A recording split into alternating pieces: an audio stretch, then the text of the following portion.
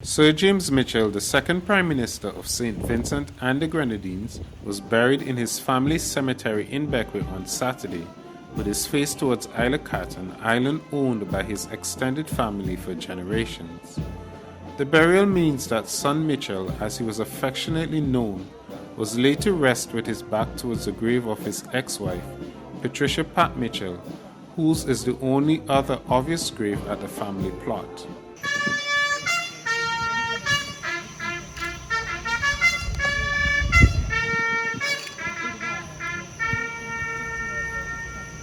Unlike many of the nation's prominent citizens whose remains lie in concrete tombs in Kingstown, Sir James's casket was lowered into a grave dug into the rock under the thin topsoil.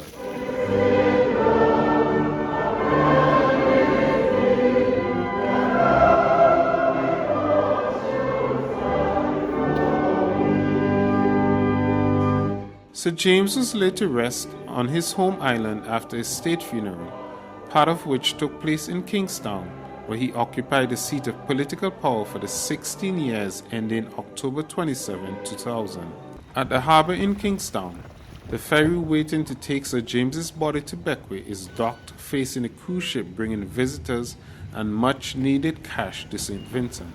Both vessels are berthed at facilities that Sir James's government constructed. Sir James's body was ferried to Bequia, his home island, where he died on October 23, 90 years after his birth there. After his birth, the announcement that it was a son earned Sir James a nickname that he carried for his 80. In keeping with Bequia's sailing tradition, ferries docked in Port Elizabeth blared their horns in a final salute to the man who represented the Grenadines in Parliament for over 3 decades.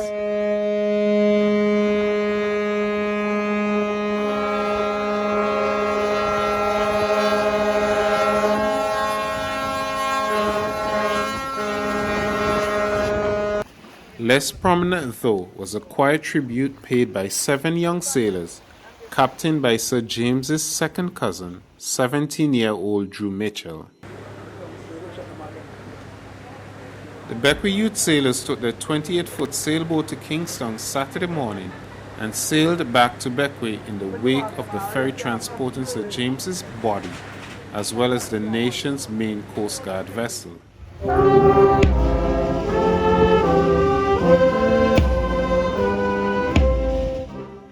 Scores of people, including visitors to Bequia, gathered under the almond tree in Port Elizabeth, where the police band played 2 songs in keeping with Sir James's wishes.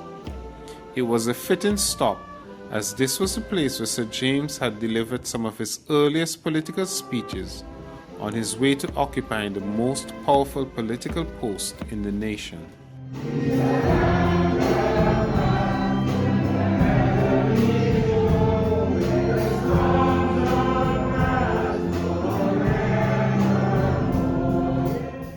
Metaphors about the sea and sailing take on a special significance in Bequia, especially at the funeral of a man whose father was lost at sea 80 years earlier.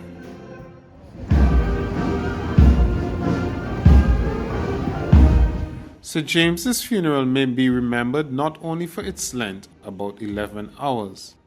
Historians would also note that despite the COVID-19 pandemic, there were in-person tributes from 3 sitting prime ministers: Ralph Gonsalves of St. Vincent and the Grenadines, Keith Mitchell of Grenada, and Mia Mottley of Barbados.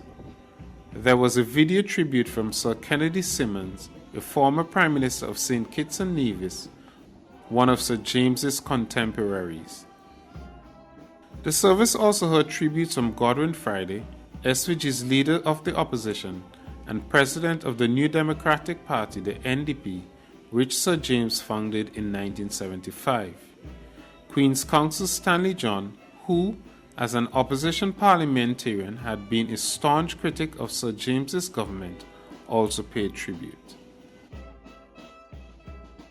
There were also tributes from Sir James's children and grandchildren, as well as other members of his close circle. More spontaneous tributes came from regular citizens such as Franklin Boucher, a taxi driver, who spoke to Eyewitness News as he waited in his taxi to take mourners from the church to the burial site. I used to work at the power station when Sir James was there, and we used to get a lot of problem with generators. And once Sir James get it, the power station, he had to put some engine and everything was knocked back to normal. So it was good in Bequia when he get there with electricity. The tributes that formed part of the funeral service were broadcast live.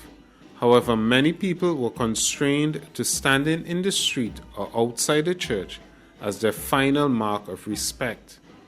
Among them was Darnley Hazel of Paget Farm, Bequia, which has been heralded the Rock of Gibraltar as Sir James's political support and that of the NDP. I have very fond memories of him. He was a very good man. And like all Bequians, we'll miss him daily.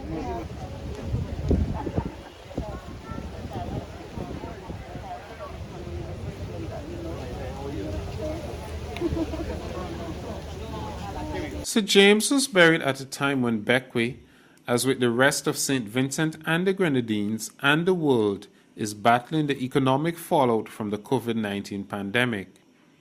With more people on Bequia than usual, fruit vendor Margaret Cunningham paid tribute by wearing an NDP t-shirt from the 2020 election campaign and a brooch with Sir James's photo, even as she tried to capitalize on any additional sale. Well, I remember Sir James Mitchell as a man of integrity, a man that have morals, and he is a natural man. He's natural, and I can't even find words to describe the man that I knew, that I get to know for some years now. In the autumnal chapters of Sir James's life, there had been questions about his relationship with the NDP in light of public squabblings he had with his successor, Arnhem Eustace. However, Sir James had spoken of the party in terms that suggested that the NDP was extremely dear to him, a personal possession even.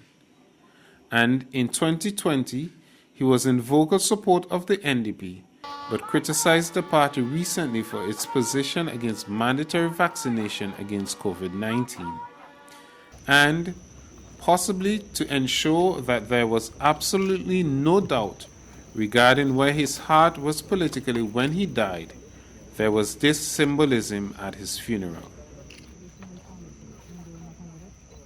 Yellow is the color of the NDP.